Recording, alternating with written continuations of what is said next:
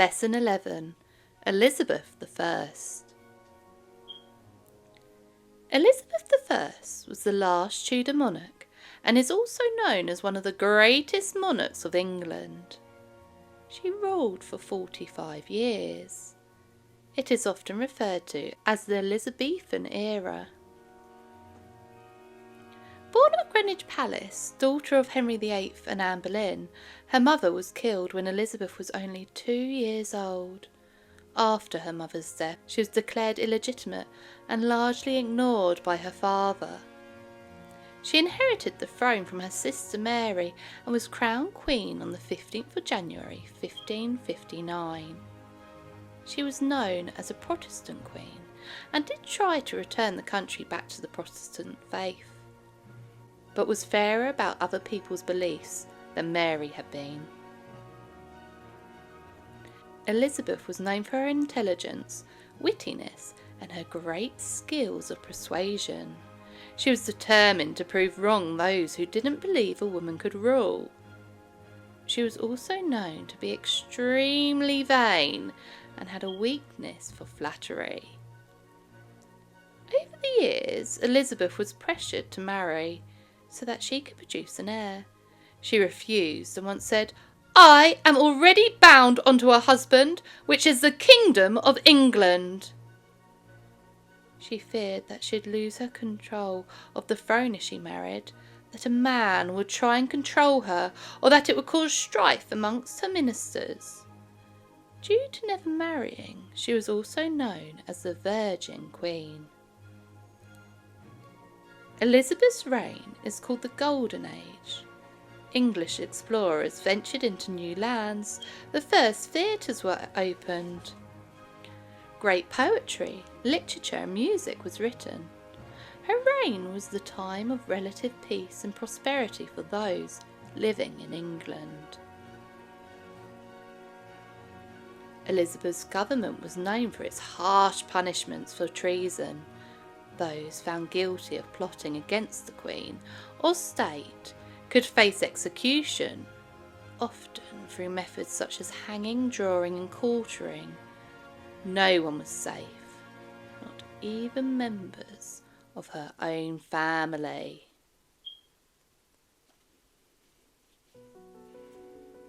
Spies and the Spy Master. William Cecil was one of Elizabeth I's closest and most loyal advisors. He was responsible for running a number of spies to help protect Queen and country. Elizabeth faced threats against her life and her throne from both England and abroad.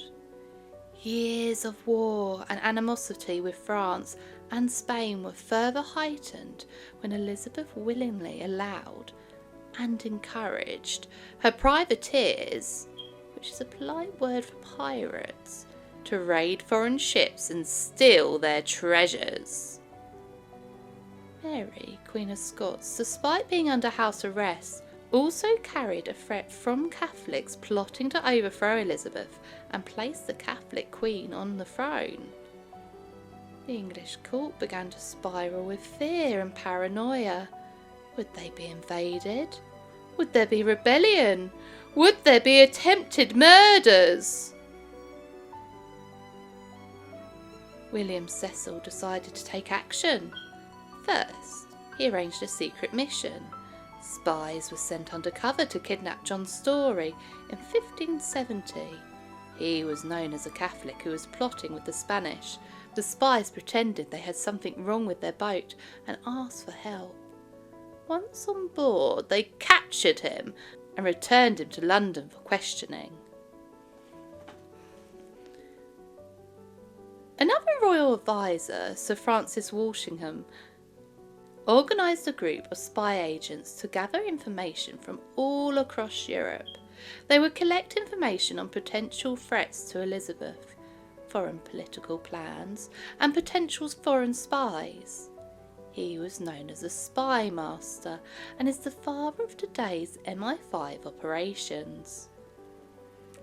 John Dee was an astronomer and court magician to Elizabeth I.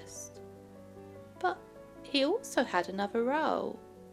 She would send him out on secret missions across Europe. They would correspond with secret identifiers. John Dee would sign his letters 007, which Ian Fleming is believed to have adopted for his fictional secret agent.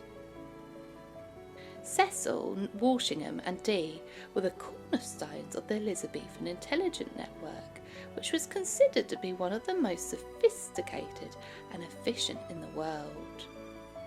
Tudor spies, tricks and tactics. Letters would be taken, read and copied. Secret inks would be used for passing on messages. Codes and ciphers would be used.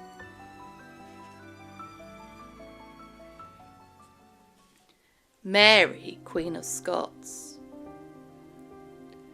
Mary, Queen of Scots, was cousin to Elizabeth. They had a distrustful relationship which impacted English-Scottish relations for 20 years. Mary Stuart had been born on December 8, 1542 in Scotland. She became queen at just 6 days old after the death of her father James V. Her reign in Scotland was difficult, marked by political and religious conflicts. Mary's marriage to Francis II of France in 1558 strengthened her claim to the English throne. However, Francis died in 1560 and Mary returned to Scotland, where she faced challenges from Protestant nobles who opposed her Catholic religion. Mary's Catholic faith and her attempts to restore Catholicism in Scotland led to conflicts with Protestant factions. The tensions escalated and she was eventually forced to abdicate the Scottish throne in 1567 in favour of her infant son James VI.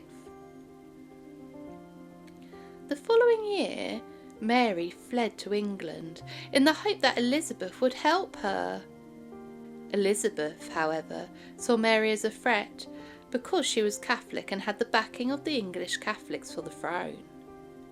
Elizabeth imprisoned Mary and kept her locked up for 19 years. During those years, Elizabeth was encouraged by her advisors to execute Mary and remove her as a threat. Elizabeth resisted, both because of the family links, but also because of Mary being a fellow monarch. Elizabeth didn't want people to realise they could execute monarchs and therefore put herself at risk. In 1586, a plot was discovered between Mary and the Catholics to overthrow Elizabeth. Mary was found guilty of treason and executed in 1587. The Spanish Amader. After the execution of the Catholic Queen Mary, Queen of Scots, the Pope ordered Philip II of Spain, who was Mary I's ex, to invade England and overthrow Elizabeth. King Philip was already angry towards Elizabeth because she had refused his marriage proposal. The conflict between Spain and England had been brewing for years due to religious differences, political tensions and English support for Protestant rebels in the Spanish Netherlands. King Philip II saw Elizabeth as a heretic and a threat to Catholicism. In 1588, Philip led a fleet of ships called the Spanish Amader. The English ships met with the Armada in the English Channel. The Spanish Armada's plan was to sail from Spain to the English Channel, pick up troops from the Spanish Netherlands, and then transport them to England for an invasion. The goal was to overthrow Elizabeth and restore Catholicism. The English, led by Sir Walter Raleigh and other experienced naval commanders such as Sir Francis Drake, were prepared for the Spanish invasion thanks to Elizabeth's extensive intelligence network. Drake and his crew were said to have been playing bowls when the Armada was sighted. They had a smaller fleet but were more manoeuvrable and had a superior naval tactics. They also used fire ships which was set ablaze and sent through the Spanish fleet, causing panic and disruption. Drake was so confident in their strategy that he waited to finish his game before they set off to victory. The remaining Spanish ships tried to retreat, but a terrible storm destroyed many of the ships, breaking them up in the Scottish and Irish coasts.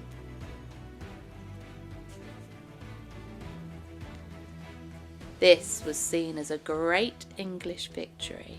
Elizabeth's reign was deemed as having been blessed by God. England continued to fight Spain for a further 19 years. The defeat of the Spanish Armada was a significant turning point in European history. It marked the decline of the Spanish naval power and the rise of England as a major maritime force. It also boosted English national pride and solidified Elizabeth's reign as a successful and powerful queen.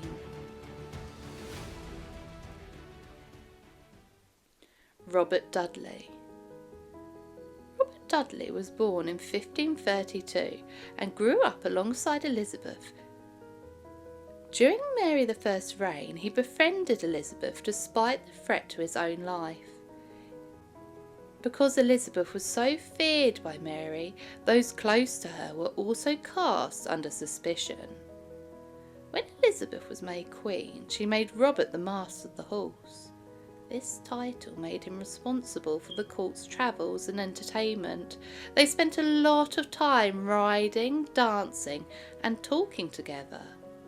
Very quickly, rumours began to swirl about them. It seemed that Elizabeth was very much in love with Robert. There was just one problem. Robert was already married. Robert had married his wife, Amy, as a teenager, but she had never entered court.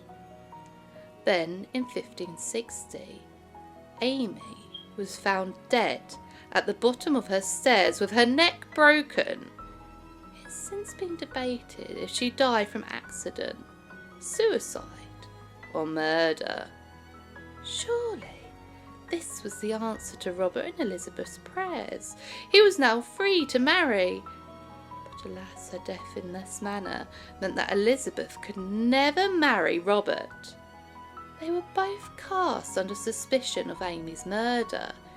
If Elizabeth had then married him, the country would have been so outraged there would have been a risk of Elizabeth losing her throne. Elizabeth loved Dudley, but she loved being queen more. Elizabeth tried to keep Robert close, but after refusing his proposal in 1565, he became sulky and distant. He then secretly married Elizabeth's younger cousin, Lettice Knollys, in 1578. Elizabeth never forgave Lettice and refused to ever speak to her again. Dudley was involved in military campaigns, including the suppression of rebellions in Ireland and the defence against the Spanish Armada.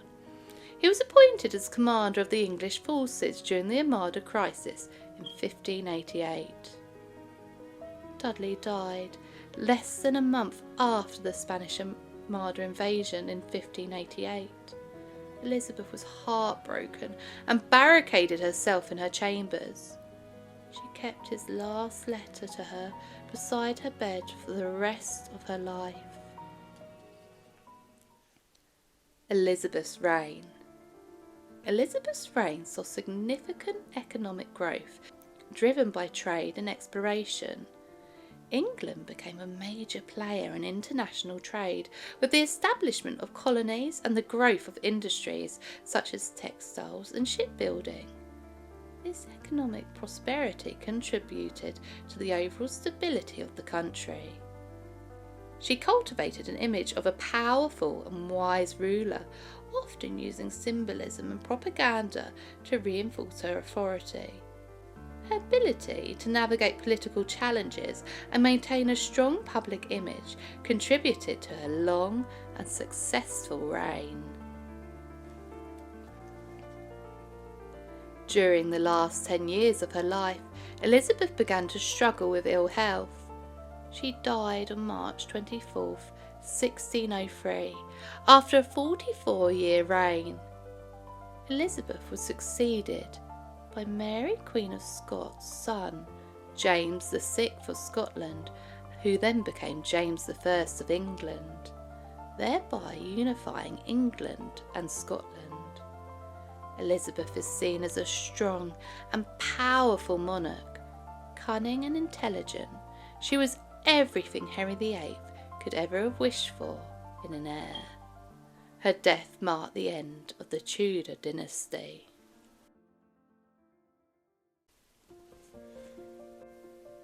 Your activity for Elizabeth I is to create your own Elizabeth I dress-up doll. For this, you want to cut out human body shape. Either print it on card and cut it out, or draw around it onto cardboard, which will be thicker and more sturdy. Draw on the details such as the face, features and hair, and then choose different bits of fabric or other materials to create your own Elizabethan dress fit for a queen. You could use paints or other art materials to make it into a true collage. Have fun, and maybe you could even use some stick-on gems.